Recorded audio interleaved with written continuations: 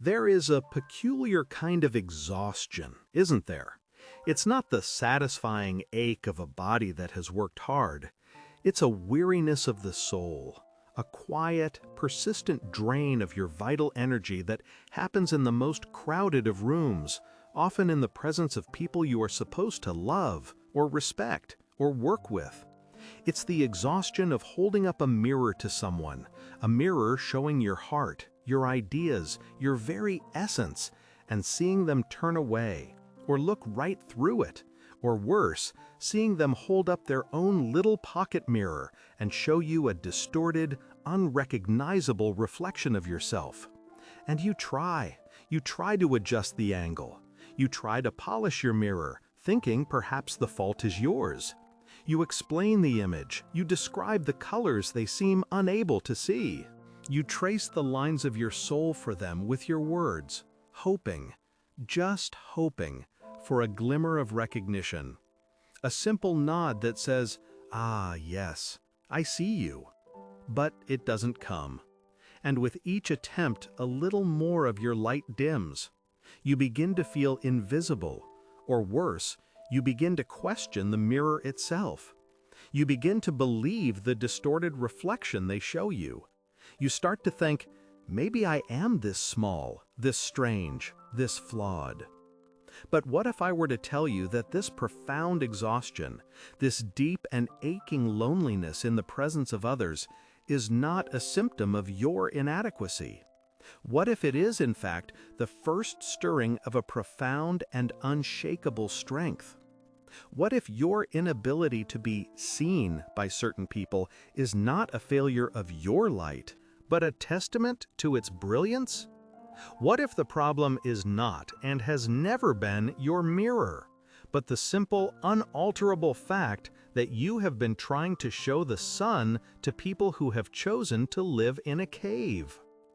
You see, we are born into a grand and elaborate game, a play. From the first day, we are handed a script. This script is written in a language of shoulds and musts. It dictates the value of things.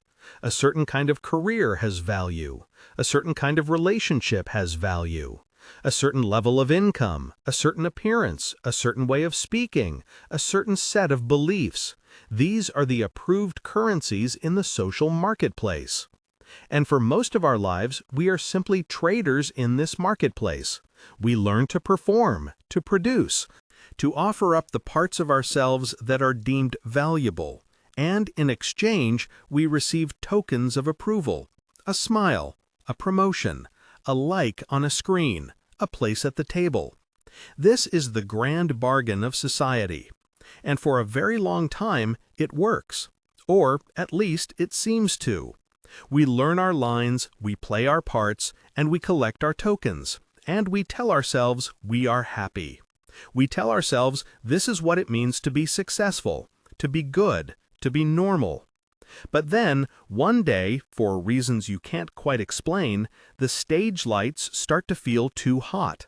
The costumes feel itchy and tight.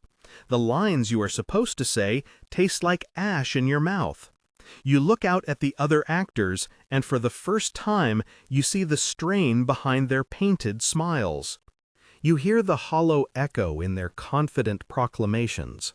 You begin to notice the hum of inauthenticity that underlies every scene, every interaction.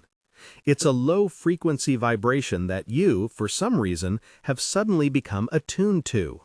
And once you hear it, you can't unhear it.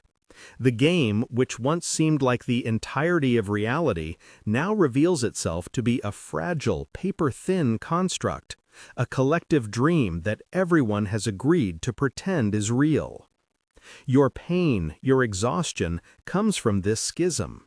It is the friction between your awakening soul and the sleeping world. You are like a person who has just woken up from a long dream, but you are still in a room full of people who are sound asleep, mumbling and thrashing in their own dream dramas. You try to tell them, "Look, it's just a dream. We can wake up." But they only incorporate your words into their own dream narratives. They see you as a monster, a fool, or a ghost in their private play. Your clarity is interpreted as madness. Your silence is seen as judgment. Your authenticity is perceived as a threat to the integrity of the dream they are not ready to leave. And so, the very act of being yourself, of standing in your own quiet truth, becomes an exhausting, isolating endeavor. You are not tired because you are weak. You are tired from the monumental effort of resisting the gravitational pull of a world that wants, more than anything, for you to go back to sleep. You are tired of pretending that their dream is your reality. This is where the great reversal happens. This is the moment you must understand with every fiber of your being. The people who cannot see your worth are not the arbiters of it. They are simply its unqualified observers. You have been taking a masterpiece, a unique and unrepeatable work of cosmic art, that is you, and you have been asking for an appraisal from people who are trained only to count beans. You are a complex symphony, full of nuance and quiet passages and soaring crescendos, and you have been playing it for an audience that has been taught to only tap their feet to the simplest of drum beats. They listen to your symphony and they say, "I don't hear the beat. There's too much going on. It's confusing. It's not catchy." And for years, you believed them. You tried to simplify your music. You tried to reduce yourself to a simple 4/4 beat. You cut out the soaring strings. You quieted the profound cellos. You silenced the melancholic piano, all in an attempt to be heard, to be understood, to be validated by the foot tappers. But all you did was mutilate your own music. All you did was become a bad drum machine, and you hated the sound of it even more than they did. The liberation, the true and final release, comes when you stop the performance entirely. When you turn away from the audience, not in anger, but in simple acceptance. You realize they are not capable of hearing your song. It is not a moral failing on their part, nor on yours. An eye is not built to hear. An ear is not built to see colors. They are simply equipped with a different set of senses. They are tuned to a different frequency. To give them your power, to allow their deafness to determine the value of your music, is the most profound act of self-betrayal. Your power is your song. It is the unique frequency of your being. And for years, you have been directing this immense energetic broadcast at receivers that are not and will never be tuned to your station. The static you get back, the silence, the confusion, you have interpreted that as a failure of your broadcast, but it is only a mismatch of frequencies. Think of yourself as the deep ocean. You are vast, mysterious, holding entire ecosystems of life and feeling and wisdom within you. And you encounter people who show up at your shore holding a teacup. They dip their teacup into you and they say, "Oh, so this is you?" A little bit of salty water. They judge the entirety of your being by the tiny, insignificant sample their little container can hold. For a while, you tried to be a teacup. You tried to shrink yourself, to contain your immensity, to pour the entirety of your oceanic self into their tiny vessel. But it was impossible. You would always spill over. You would always be too much, too deep, too emotional, too intense, too quiet, too thoughtful. Your very nature was an offense to the limited capacity of their container. So you tried to become less. You tried to evaporate, to become a mist, to be more palatable. But the whole time, you were the ocean. The problem was never your size. The problem was that you were giving the power of definition to the teacup. The moment you stop doing this is the moment you reclaim your own nature. You simply are the ocean. You exist. Your value is not contingent on the size of the cup that comes to your shore. The cups will come and go. Some will be thimbles, some will be buckets. Very, very rarely, you might encounter another ocean, and your shores will merge in a way that feels like coming home. But in the meantime, your job is not to shrink. Your job is not to explain. Your job is not to beg the teacups to see your depths. Your job is to be the ocean, to embrace the ebb and flow of your own tides, to house your own mysteries, to be moved by the pull of your own moon. This is the shift from external validation to internal sovereignty. It is the quietest, yet most radical revolution a human being can undertake. When you no longer offer up your worth for appraisal in the marketplace, something miraculous happens. The frantic energy of seeking, of performing, of explaining, it all just dissolves. It is replaced by a profound stillness, a presence. You learn to provide for yourself the one thing you were begging others for, unconditional presence. You learn to sit with your own symphony, to appreciate its complexity, its flaws, its unique melody. You become your own most devoted audience. And yes, this can be a lonely path at first. When you stop playing the game, the other players don't know what to do with you. You become a ghost at the banquet. You are physically present, but you are no longer participating in the frantic exchange of tokens. You smile, you are kind, but you are no longer a buyer or a seller of approval. You are simply there. This kind of solitude is not the painful ache of rejection.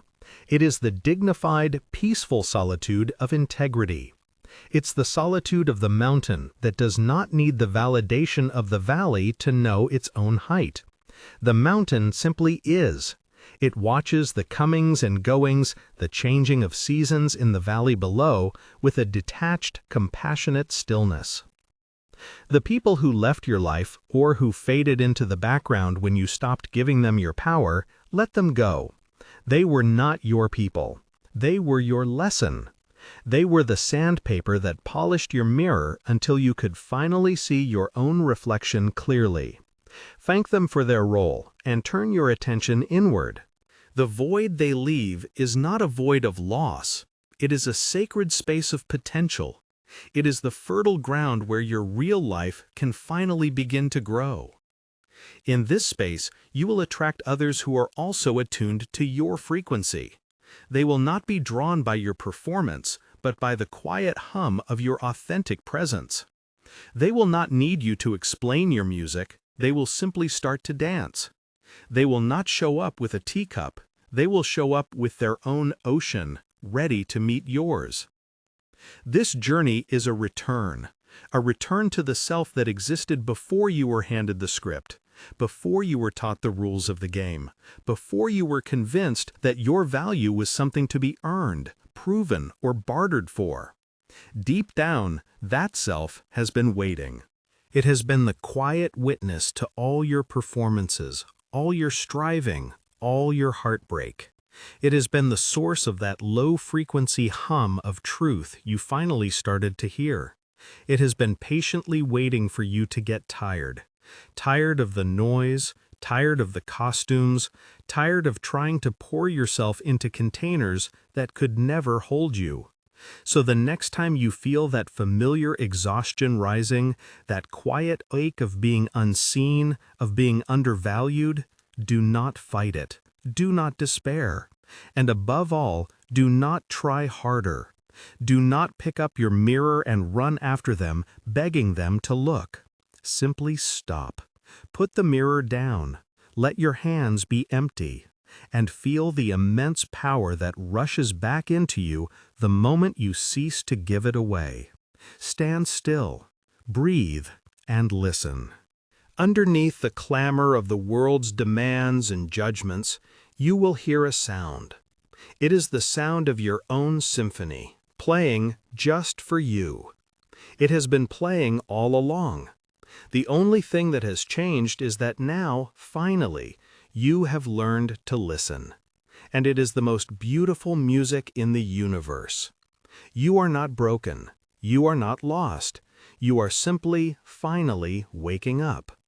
And this quiet, solitary, powerful awakening is the beginning of everything.